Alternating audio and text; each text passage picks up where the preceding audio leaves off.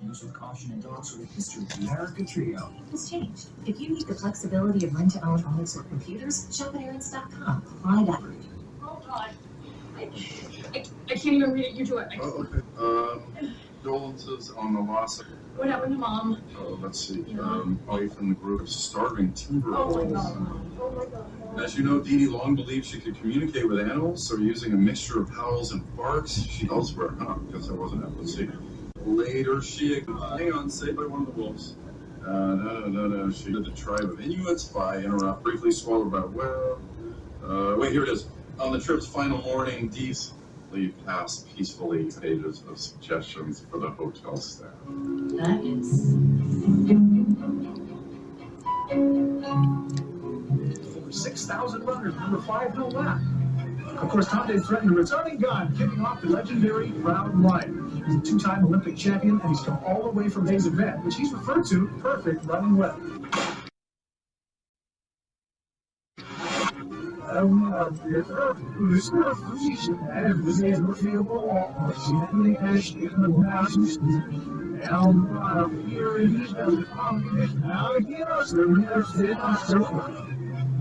don't want to fall from the glasses.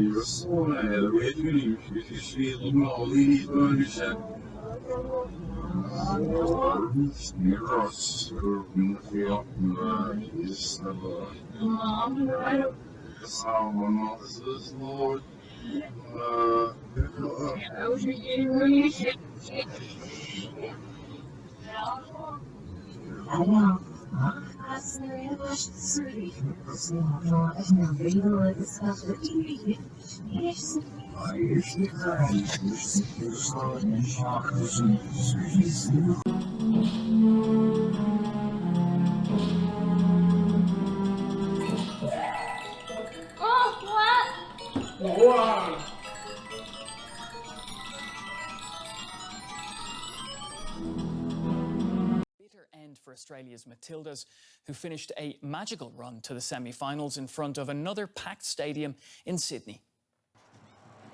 After a cagey start, a thunderbolt from Ella Toone broke the deadlock and put England ahead. 1-0 to the Lionesses after 36 minutes. Australia thought they were back in the game when captain Sam Kerr drew them level with a wonderful strike from distance, sending the home crowd into a frenzy. But poor defending from the co-hosts in the box saw Lauren Hemp capitalize on an error and put England back on top. The Lionesses showing why they're the reigning European champions. Alessia Russo sealed the deal for England when she put the game out of Australia's reach in the 86th minute. England reached the World Cup final for the first time in history. They will face Spain for football's top prize in Sydney on Sunday. Heartbreak for Australia. DW Sports' Alima Hotaki was at Stadium Australia as England got the better of the home side and the home crowd in Sydney. No matter how loud the Australian fans got, it had no impact on the outcome. The Matilda fans, of course, had built a reputation for creating an incredible atmosphere, but they were silenced by the mighty England. There was one moment of magic when Sam Kerr levelled, but that's as loud as it got. England, of course, got very clever, and they channeled all that hostile energy into motivation. Here's what Rachel Daly told us after the match. I actually said to Lucy and Chloe before the game, when everyone booed us, we just looked at each other and were like, I love this. It's what football's all about. And it's brilliant for Australia. It's brilliant for the growth of the women's game to see the amount of people that turned out. As for Australia, they reached their first ever semi-finals in a World Cup, and Steph Catley told me that she's optimistic about the future of the game in Australia. I think you can see from this tournament football is the world's game, and there's so many Australians that are interested. There's so many young girls and boys that want to be playing. Hopefully it's a step in the right direction, and we can keep pushing the game forward, because based on what we've seen over the last month or so, it's ready to take off. For Australia, the journey is over, whereas England, they face Spain in Sunday's World Cup final. DW's Alima Hotaki in Sydney there. While you're watching DW News, here's a reminder of our top story. Ukraine's President Volodymyr Zelensky says a merchant ship has crossed safely out of Ukrainian waters from the port of Odessa despite threats from Russia. The vessel is one of many that have been stuck in Ukrainian ports since Russia's full-scale war began. You are up to date. Business News is next with Chiponda Chimbelu. That's after a short break. And don't forget that there's plenty more news and information on our website, dw.com, and you can follow us on our social media accounts. I'm Pablo Foy-Elias from me and the team here in Berlin. Thanks for watching, and I'll see you tomorrow.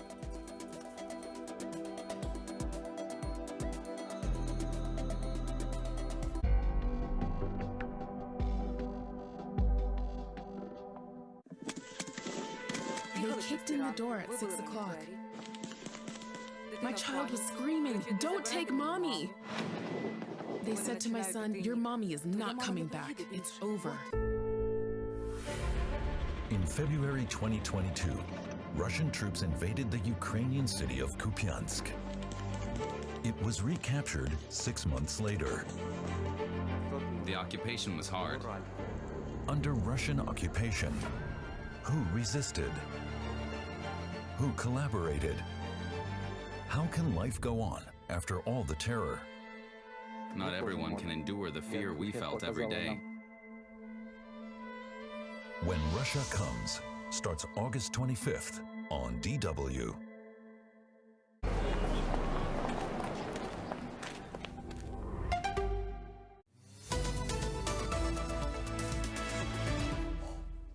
China won't release youth unemployment figures anymore. Beijing says it wants to reconsider how it counts the numbers, but investors and locals aren't buying it. Our correspondent in Taipei will tell us why. Chile's green ambitions will look at how it is transforming its energy production. And tourism in Russian-occupied Crimea takes a hit. Businesses are counting their losses as the unintended consequences of the war in Ukraine mount in Russia. Welcome to the show. I'm Chiponda Chimbelu. China has stopped releasing youth unemployment figures. Beijing says it is reconsidering how it calculates the jobless rate for 16 to 24-year-olds. In June, Chinese youth unemployment rose to a record high of more than 21%. That's nearly 4 times higher than the country's overall jobless rate. Beijing's latest move has left investors concerned about data transparency. And in China, the decision was ridiculed on social media. It is the latest warning sign that Beijing is struggling to turn its economy around. DW correspondent Su Tsung-han joins us from Taipei with more. Su, what does this move tell us about Beijing's policies? Well, there was a similar episode in 2021 when Beijing repeatedly delayed the census data release. Such a move suggested bad news on youth unemployment rates, of course. Bad news needs to be timed and worded to minimize the impact of mass panic or sentiments in countries like China. Beijing will still have some internal information and statistics, and it will not affect the implementation of the employment policy or the allocation of policy resources. However, it is inevitable that the outside world's perception will still be on the negative side if it suddenly announces that it will not release the relevant data. And how are ordinary people in China responding to this decision?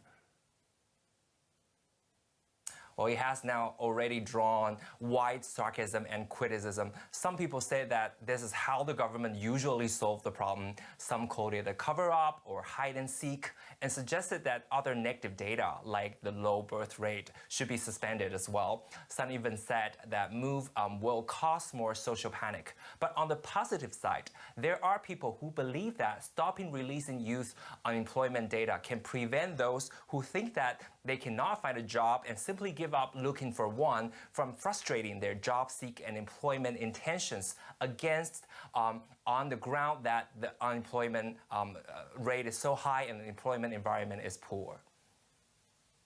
Now, until recently, China's economy was growing fast. So why are we seeing record high youth unemployment? Well, some scholars tell me that it's a backlash against education and meritocracy. It's a predicted outcome of expansion of higher education opportunities since the 2000s. The government inflated the supply of academic degrees, on the one hand, to cater the demand of the growing middle class, on the other hand, pass on the cost to individual families. Chinese young people today face a paradoxical situation.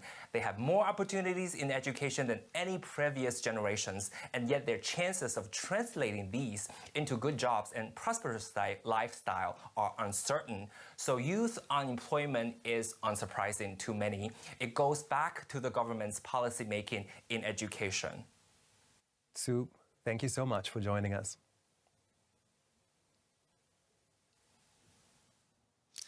Chile is rich in many sources of clean energy. The country has more than it can use on its own. That's why it hopes to one day export green hydrogen gas to other nations in South America. Now here's a look at how Chile is transforming its energy production. Alvaro Cisternas fills a pot with water to boil. An ordinary everyday task, but it's one that has become somewhat extraordinary in the past 8 months. His home is one of more than 2,000 properties in La Serena and Coquimbo running on gas mixed with green hydrogen. Using this gas with the injection of hydrogen, you can really notice the difference in speed. When you're cooking, the water boils much faster. And in the shower, the boiler heats up much faster. It's had a very positive effect. In 2022, the company Energas initiated an unprecedented project in La Serena at Coquimbo, cities where several wind and solar farms are already producing lots of electricity. In this latest form of clean energy, electrolysis separates the components of the water molecules, releasing oxygen into the environment while generating green hydrogen, which is mixed with natural gas. All this infrastructure that today works with natural gas can eventually be operated in the future with green hydrogen. We don't know 100%, but we do know in a relevant percentage. This is a first step that will prove it in practice, that blending can be replicated in other cities around the world. Natural gas is transported by truck in liquid form at negative 174 degrees Celsius. Here in this Coquimbo plant, it's transferred, stored, and then returned to its natural state through these regasification plants. Then it's odorized. Finally, the mixture is created. Gas that reaches homes right now is mixed with 3.2% green hydrogen. The goal is to increase the percentage to 20%, which won't require any modifications to domestic burners. The University of La Serena is monitoring the project. Christian Chavez explains its full potential. When we're able to inject 20% of green hydrogen into natural gas, we'll have a reduction of approximately 340 tons of carbon dioxide per year. And that's just for the 2,100 homes in the project where the company is currently providing services.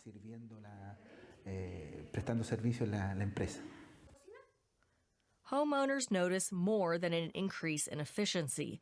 They're also aware that they're contributing to the environment without any change to the cost of their gas bills. Wonderful. We have to look at the future, at the pollution we have, and we have to lower it somehow. We have to look for the means to have a better environment for the future of our grandchildren, of the people who come later. Because as we are at the moment, we're not doing well at all. A real contribution to decarbonization. In a country rich with many sources of clean energy, Chile could one day be ready to export green hydrogen gas to its neighbors.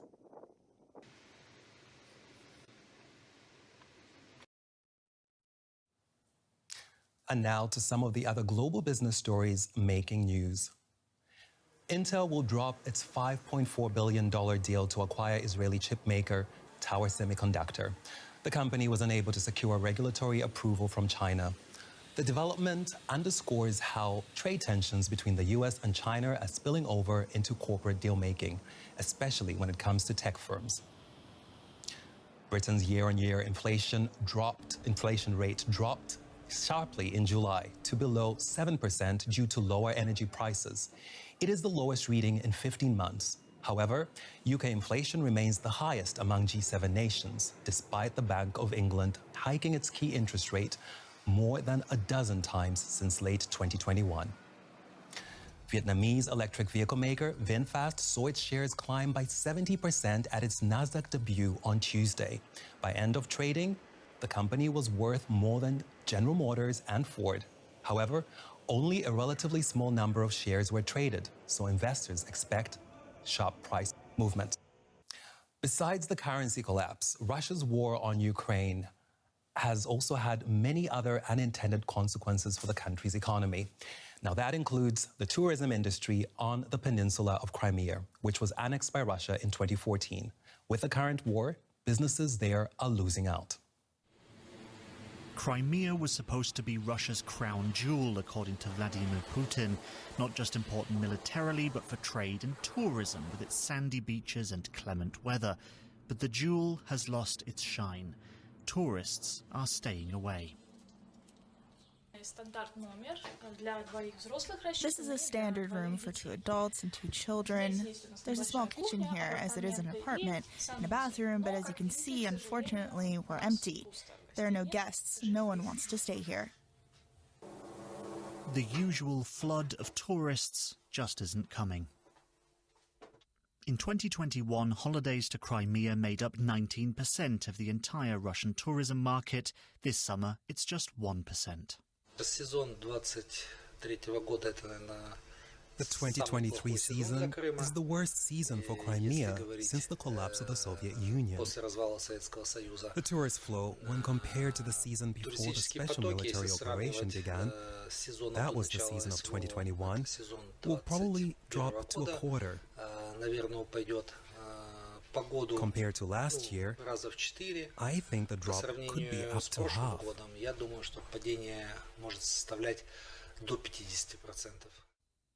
Russia has stepped up its military presence here, trenches, bases, and helicopters, and more in anticipation of an attack by Ukraine, as these satellite pictures show. Crimea's infrastructure has been targeted. Explosions rocking the Kerch Strait Bridge twice in the past year. It's the main artery connecting Crimea to Russia, meaning even those who want to come are struggling to get here. There were difficulties. We waited a whole day for the ferry. The queues are still long due to difficulty crossing the Crimean bridge.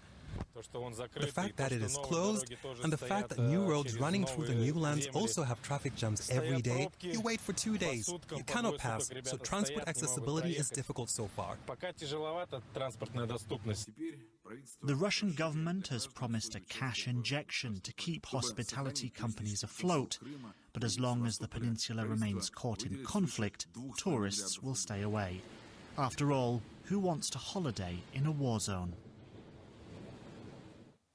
The German government is set to approve a plan to liberalize rules on cannabis, setting the path for decriminalization of limited amounts of the narcotic. The plan will allow German residents 18 and over to join non-profit cannabis clubs where they can buy up to 25 grams a day for recreational use. Germany's ruling coalition hopes the change will help push back the black market and protect consumers against contaminated products while reducing drug-related crime. And that's our show for today. For more, check out dwbusiness.com/business and the DW News YouTube channel. And we are, of course, also on Facebook. So from me and the entire business team here in Berlin, it's goodbye and take care.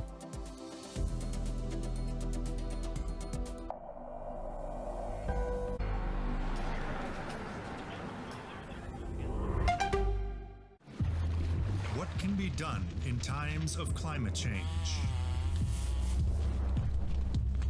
Can we adapt? And more importantly, can we even stop it? We look to Brazil, Belize, and South Africa. Two ideas that hope to defy climate change. Global Us. Next on DW. Rocketing towards the moon and to a ranking as the world's third largest economy. India is blasting off. The country wants to catch up with the US and China by 2030. Some factors driving the upswing: digitization, education, and lofty ambitions. Made in Germany. In 60 minutes on DW. We've got some hot tips for your bucket list. Romantic corner, check. Hotspot for foodies, check. And some great cultural memorials to boot. DW Travel, off we go.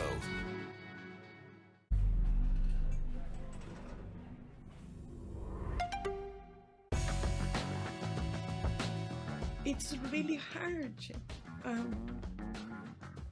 We are observing the humanity walking faster to the collapse.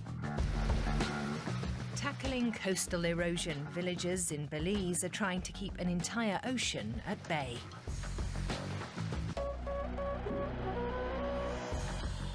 Resisting the flames, new construction methods aim to prevent fire damage in Cape Town's townships. And combating deforestation, can Brazil stop the destruction of its rainforest?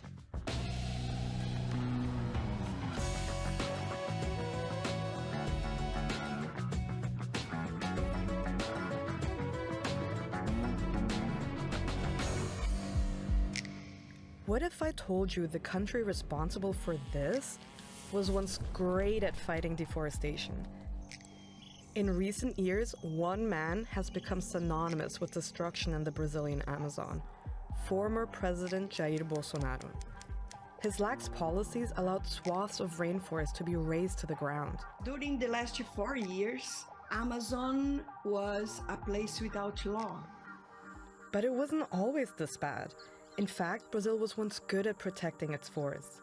The country previously reduced deforestation in the Amazon by 80% over the course of 8 years.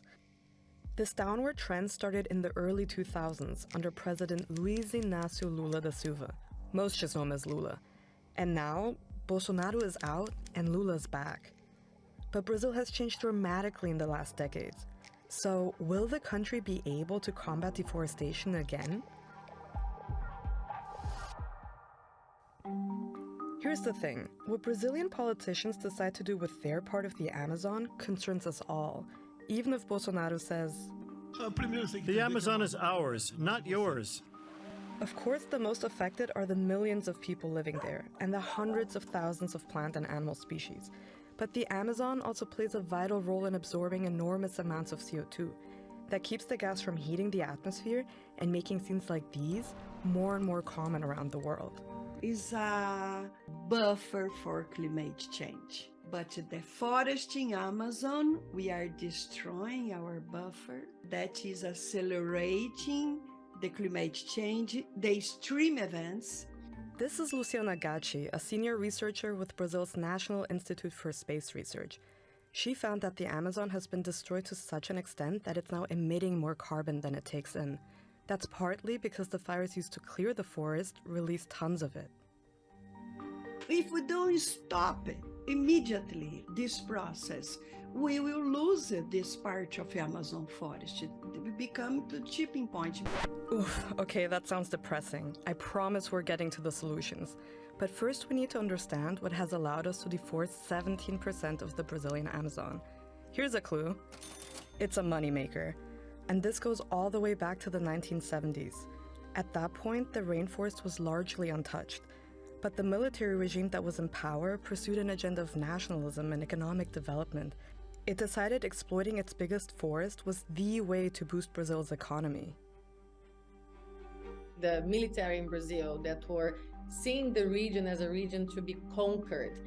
Ilona Szabo is the president of Instituto Igarapé, a think tank specialized in climate and security issues. The government was paying for people to go to the Amazon and basically say, whatever you can deforest will be yours. The regime did this to convince people to settle in a forest it considered to be uninhabited, though of course there were indigenous communities there. It built a massive highway to make it easier to navigate across the Amazon and incentivized Brazilians to move there to log for timber and raise cattle. Over the coming decades, these businesses proved to be very lucrative, especially because more and more people were eating meat around the world, and farmers needed lots of protein-rich soy to feed their livestock. So the rainforest had to continue making space for cattle pastures and soy fields, and as laws became stricter, land clearing also happened illegally. But then, in 2003, came a turning point. Lula took office as president at a time when deforestation was soaring. He appointed a minister, Marina Silva, who really put the rainforest on the agenda, with immense success. From 2004 to 2012, deforestation in the Amazon went down by 80%. There are three major components that made this happen. First, a massive expansion of protected areas. The administration added millions of hectares to be preserved. By 2010, more than 40% of the Amazon was officially under protection. These areas include conservation units and indigenous territories. Designating new indigenous territories was especially important because they've been shown to conserve the forest very successfully. Indigenous communities have been managing these territories for centuries. This is Adriana Ramos. She coordinates the NGO Instituto Socioambiental, which focuses on environmental and indigenous rights. So the way indigenous people and other traditional communities... He's her husband, John, and he's studying to be a psychologist, which is great, because if ever anybody needed a head shrinker, it's Sister Annie. But you know how it is. The shoemaker's kids go barefoot, and the psychologist's wife stays flaky. Dad, it is now 5 minutes after 11. Adelaide, well, by all means, you two run along home. That's not what I meant. I mean Gidget. Why isn't she home? What's she doing at this hour? I don't know what she's doing, but I am blitzing your husband. No, you're not. Gin. Oh, yes, you are. Dad, you're being entirely too permissive with Gidget. She's right, Russ. You know, permissiveness is out. Strong discipline is in. Okay. How about disciplining yourself to pay me $3.75? You see, you wonder where she gets it? From you. You ignore emotional problems and concern yourself only with mundane facts. And here's his most mundane. Hi. Hi, sweetie. Gidget, do you realize it is now 5 minutes after 11? That late? Well, then, by all means, you two run along.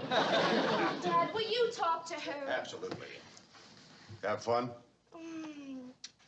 Mildly tragic. I have a problem. I've had a couple of my own this evening. I'm getting a sense of deep hostility. Now who's looking only at facts? Good night, everyone. I have to go upstairs and suffer.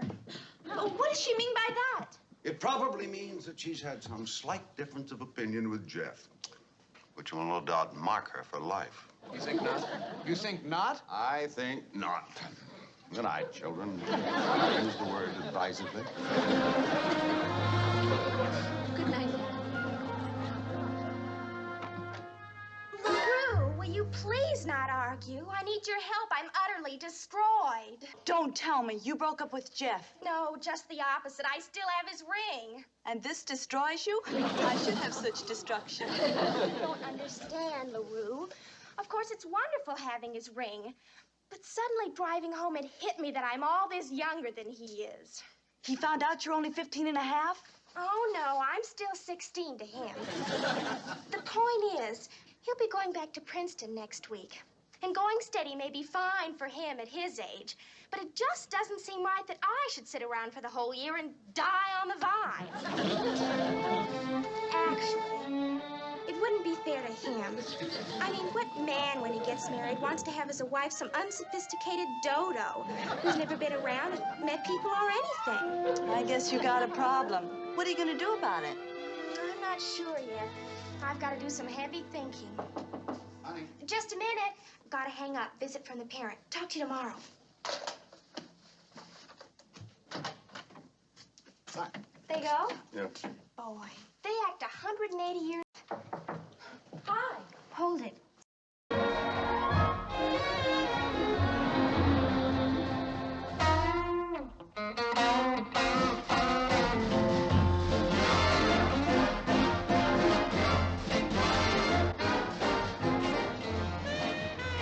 Well, I've learned my lesson. I'm through with Jeff once and for all. You're through with him? Then what are we doing at the beach? I'm going to give him a second chance.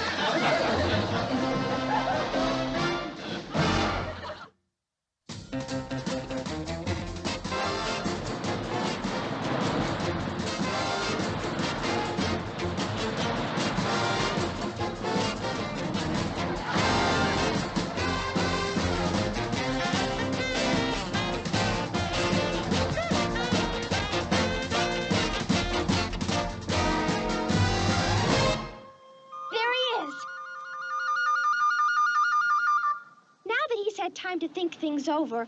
I'll bet he's as upset and overwrought as I am. He doesn't look so overwrought to me. That's because you're not in love with him. When you're in love, you see things differently. You sure do.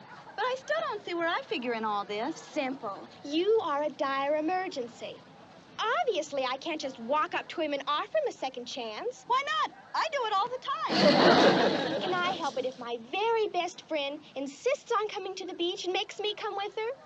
What can I do? I'm warning you, if I start to blister, the next thing you know, I'll vomit. And you won't. Just put your stuff on. Now, the idea is we go sit on the beach near him, but not too close. And then I'll be very big about this whole thing. Give him every opportunity to come up and talk and gradually make up with me. Fortunately for him, I'm not the petty type. Yeah, to me, you want to have your cake and eat it, too. Not at all, LaRue. It's pure, unadulterated logic. Sure. Now, all we have to do is find a spot where he can't miss seeing us. That's not going to be a problem. Come on, let's catch him off his guard. Surprise him. You in there? Yeah. Come on.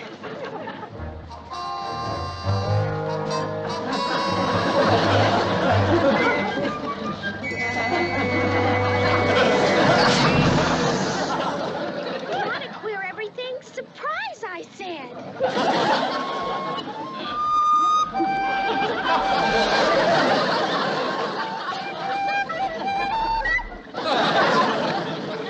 You got it, kid. Surprise. Look obvious when you consider How it looks or sounds, I am sure. Not that I care a whit. Well? Make such a big thing out of it. Such a big... You'll probably magnify it all out of proportion. Very good point, Ann. Magnify what? Watch now. All I have to say is that I read it in your diary and then... Read it in her diary? What did I tell you? All right, Daddy, have it your way. She's your problem. But I just want to remind you, she's the one who sank into nothingness. And that's a quote. From your Bible. Ann, John, do me a favor. Go home.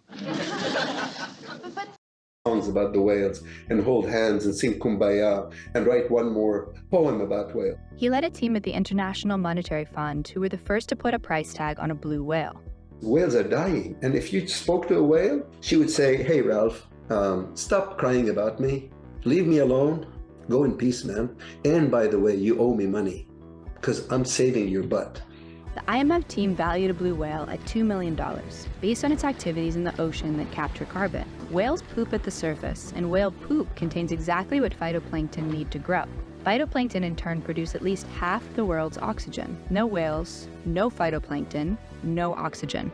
One way to repay the whales and the other nature is using their price tag to know the benefit of conserving them. This is already happening in the form of carbon credits that individuals or companies can buy to protect an area. Here's how it often goes. Let's say an island wants to profit from protecting its seagrass. Someone like Ralph Chamy goes there and calculates a value for the seagrass, similarly to how I calculated a value for that tree. Based on that value, a government or company sets up a carbon scheme through which those looking to offset their emissions can pay to conserve the seagrass. And valuations are starting to include more aspects than just carbon. In the future, we could also see credits based on how much biodiversity the seagrass supports. Putting a price tag on nature can also help underserved communities. It's estimated that indigenous communities manage nearly 1 billion hectares of land globally and nearly 80% of the world's biodiversity. That living nature and intact biodiversity are worth money that's ignored in the global economy. The people who conserve them are working for free. One way to change that is through payment for ecosystem services. We are living in some of the most poverty-stricken, and we shouldn't romanticize it that we should be left alone to live that way, because that's also not fair. Minnie Degawan is Kankana Igorat, a people indigenous to the Philippines. She's working on ways to make carbon markets more equitable. Many communities are struggling and they need an alternative source of income. Instead of paying a carbon offset to a company or government, payments are made to local communities preserving their local ecosystems. So hold on, this all sounds pretty good, but there's one huge thing we haven't talked about. The idea of putting a monetary value on a tree is just weird. Do you think we should put a price tag on nature? No, but no, absolutely not. It's sad that we have to.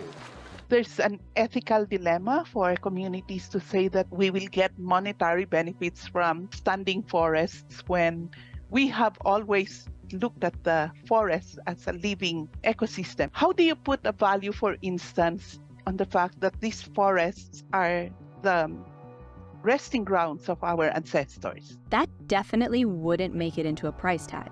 In fact, most of the price tag is based on the price of carbon. So all the benefits from valuing nature basically rely on global carbon markets. This website takes scientific data from this tree and multiplies it by the price of carbon to determine the value.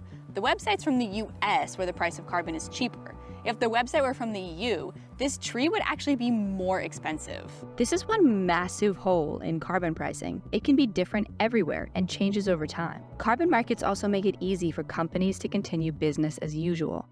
Selling carbon can also reinforce inequalities. In order to put a price on a protected area, remember that someone like Ralph Chamy usually comes in to do the valuation. This can be a problem. Landowners are incentivized to plant non-native plant species instead of indigenous species because it creates a new type of landscape that could bank carbon faster. June Rubis researches nature conservation from an indigenous perspective. Critics have used terms like carbon colonialism to describe this new wave of capture and closure of nature by capital. Indigenous and local communities can end up being told how to manage their own land. And often, benefits go to governments or the companies with just a small percentage reaching the actual communities themselves. One thing that's never going to go away is the discomfort and wrongness of putting a monetary value on something as majestic as this tree or a blue whale. For now, many decision makers only speak in the language of money, not majesticness. Until that changes, valuing nature could make it more visible to them. So, should we put a price on nature? In many places, we already have, but just how depends on the circumstance. When we know the value of living nature, it's easier to protect it. And if it's destroyed, fines are way easier to calculate. When it comes to carbon credits or paying people for taking care of ecosystems, we need to carefully examine who is doing the valuation and where the money ends up. Because in the end, we're still relying on market mechanisms, which are exactly what got us into this mess in the first place.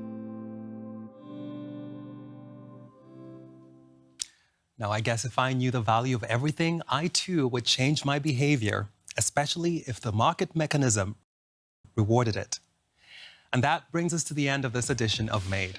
Thank you so much for watching. Do join us again next time. And until then, from me and the entire team here in Berlin, it's goodbye and take care.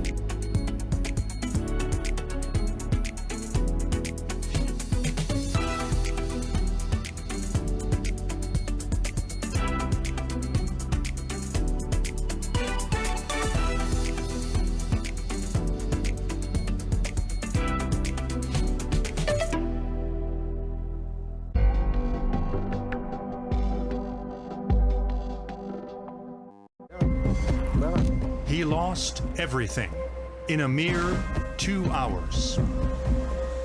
Benedikt Potočnik's house was completely destroyed by the disastrous flooding in Slovenia.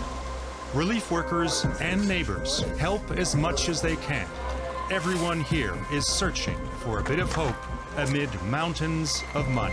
Focus on Europe. In 30 minutes on DW. Enter the conflict zone. How rogue did Yevgeny Prigozhin really go in his Wagner uprising? My guest this week on Conflict Zone is Russian investigative journalist and security services expert Andrei Soldatov. Hello. His Agentura website tracks the Russian intelligence services. How long can Putin hold on to power?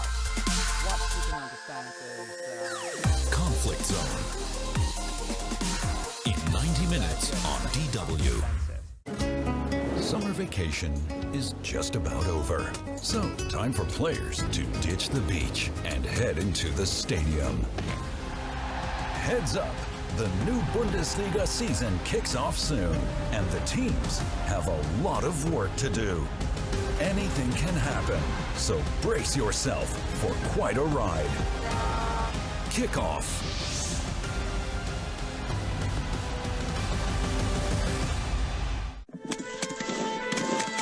They kicked in the door at 6 o'clock. My child was screaming, "Don't take mommy!" They said to my son, "Your mommy is not coming back. It's over." In February 2022, Russian troops invaded the Ukrainian city of Kupiansk. It was recaptured 6 months later. The occupation was hard. You couldn't forget who you were. Under Russian occupation, who resisted? Get out of here, they'll shoot. Who collaborated? Some people just remained at their posts during the occupation. How can life go on after all the terror? Not everyone can endure the fear we felt every day. When Russia Comes starts August 25th on DW.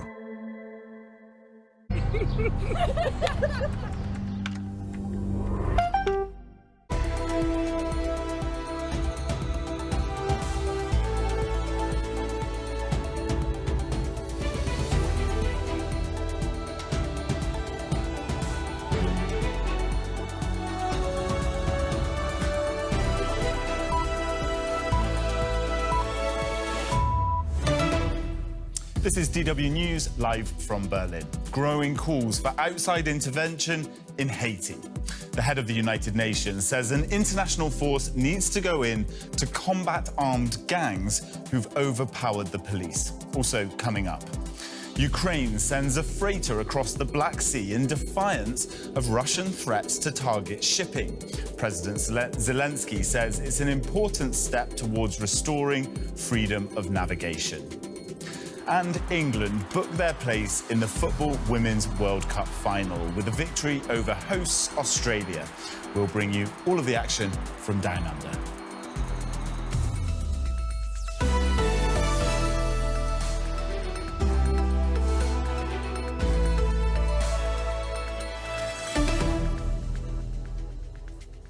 I'm Jack Parrock. Hi there. Welcome to the programme.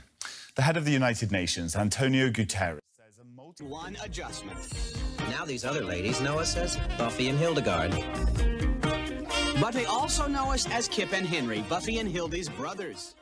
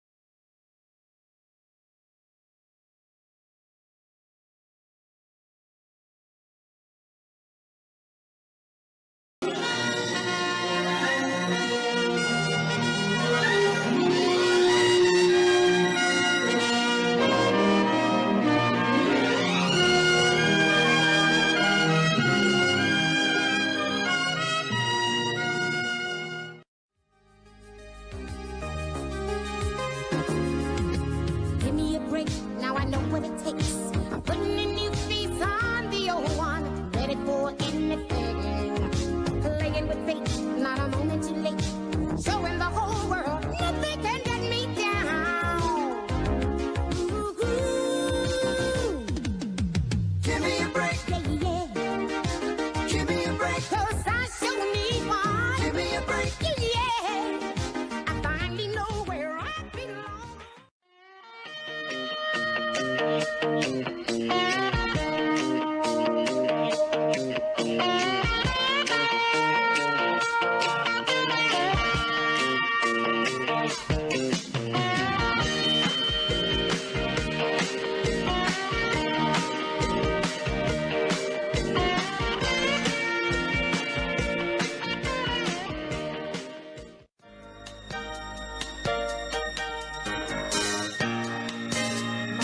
Look at what's happened to me. I can't believe it myself.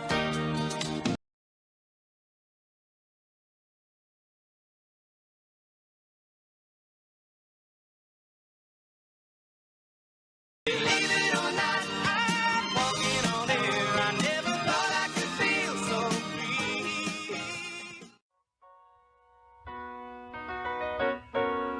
Making your way in the world today takes everything you've got. Taking a break from all your worries sure would help a lot. Wouldn't you like to get away? Sometimes you wanna go where everybody knows your name, and they're always glad you came. You wanna be where you can see our troubles are all the same. You wanna be where everybody knows your name.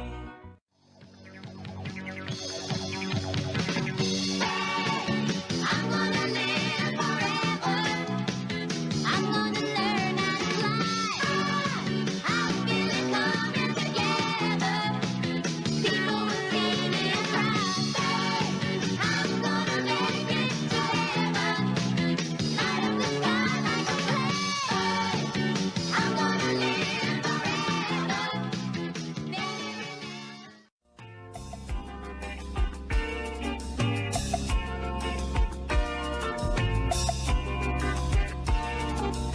I bet we've been together for a million years. And I bet we'll be together for a million more. Oh, it's like I started breathing on the night we kissed, and I can't remember what I ever did before. What would we do, baby, without us?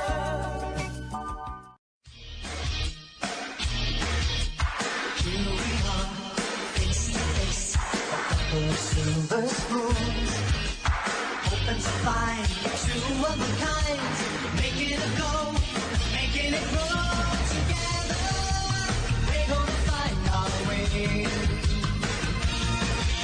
together, taking the time each day.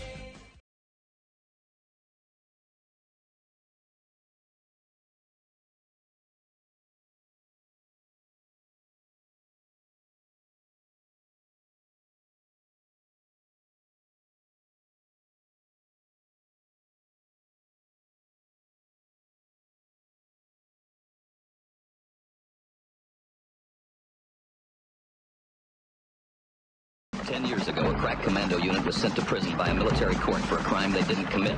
These men promptly escaped from maximum security stockade to the Los Angeles underground. Today, still wanted by the government, they survive as soldiers of fortune.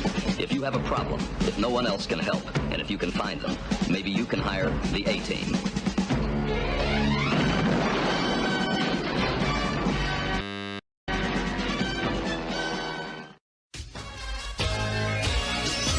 The new boy in the neighborhood lives downstairs and it's understood. He's there just to take good care of me, like he's one of the family. Charles in charge of our days and our nights. Charles in charge of our wrongs and our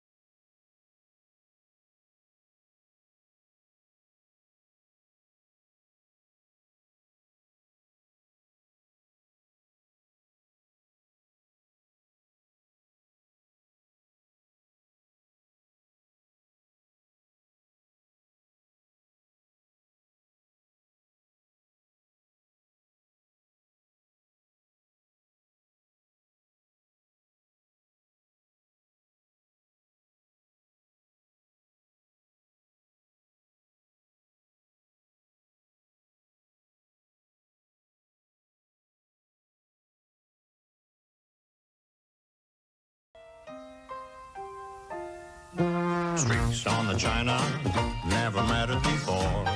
Who cared when you drop kicked your jacket as you came through the door?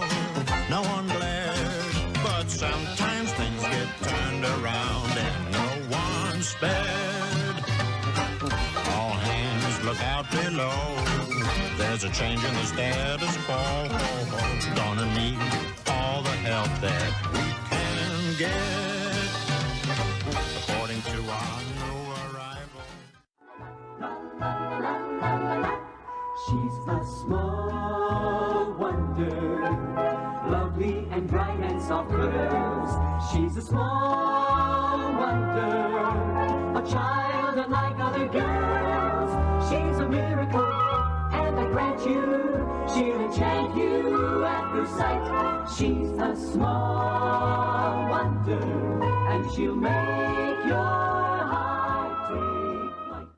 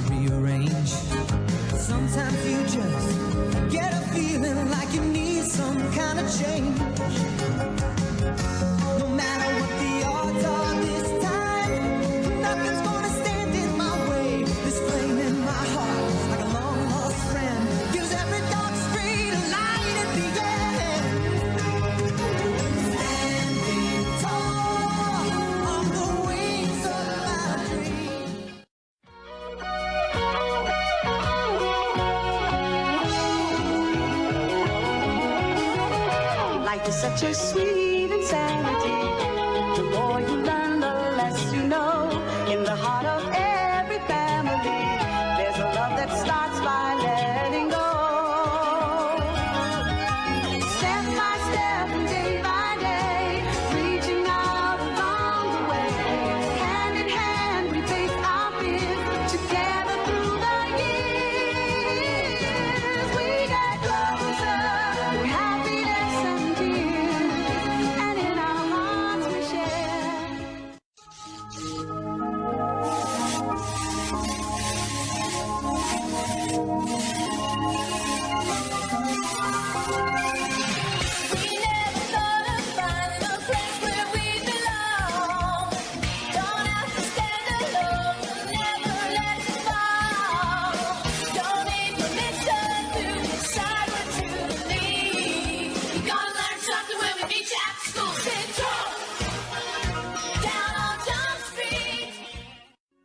This is where the wealthy and the powerful rule. It is her world, a world apart from mine. Her name is Catherine. From the moment I saw her, she captured my heart with her beauty, her warmth, and her courage. I knew then, as I know now, she would change my life forever.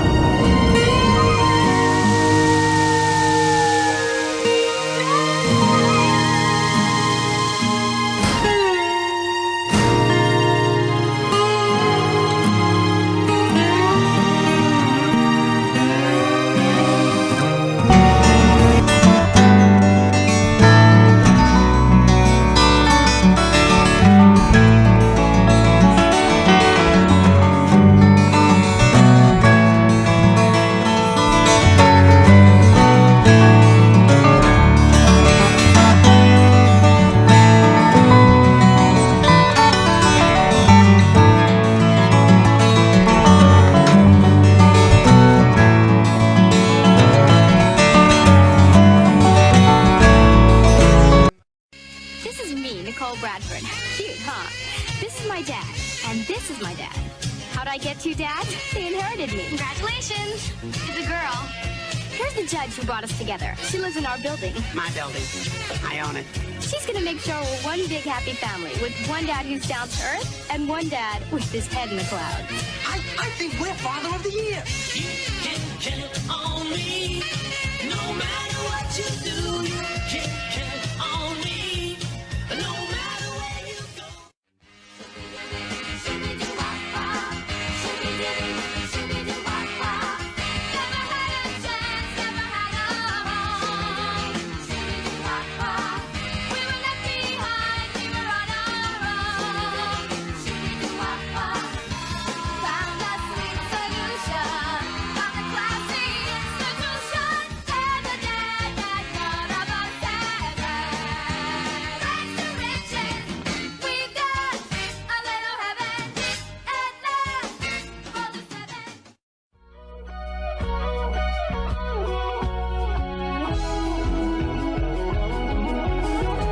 Life is such a sweet insanity.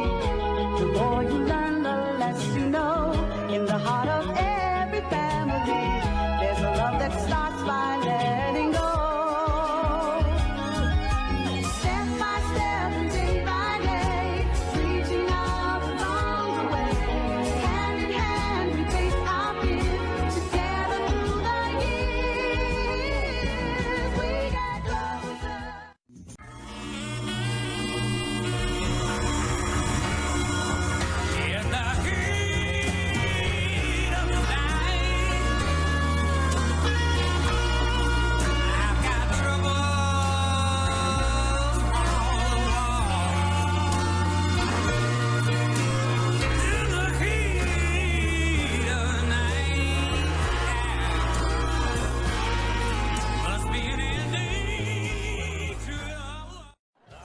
race and I know I can win it, 'cause I'm learning the rules of the game.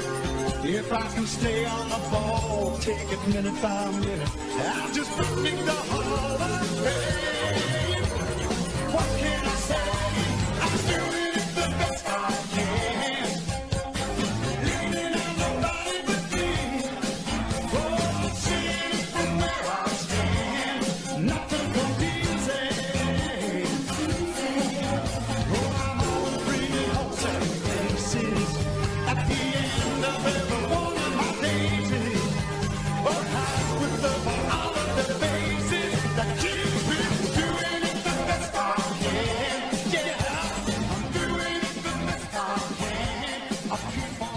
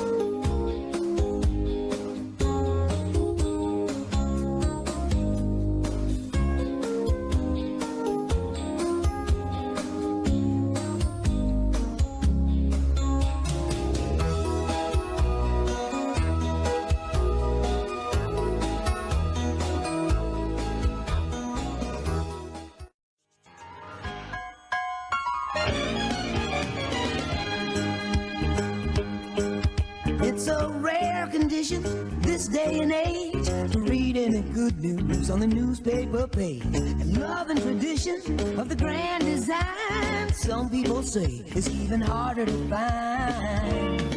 Well, then there must be some magic clue inside these gentle walls.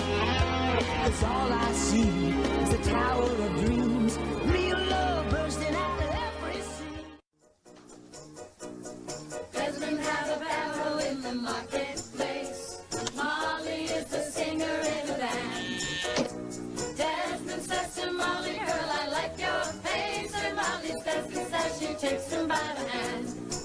Oh, blah dee, oh, blah da, life goes on. La, la, la, the life goes on. Oh, blah dee, oh, blah da, life goes on. La, la, la, the life goes on.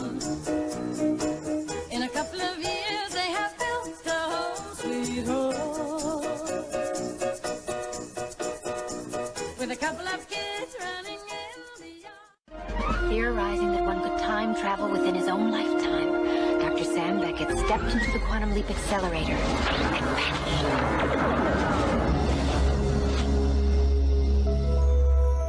He awoke to find himself trapped in the past, facing mirror images that were not his own, and driven by an unknown force to change history for the better. His only guide on this journey is Al, an observer from his own time, who appears in the form of a hologram that only Sam can see and hear. And so Dr. Beckett finds himself leaping from life to life, striving to put right what once went wrong, and hoping each time that his next leap will be the leap home.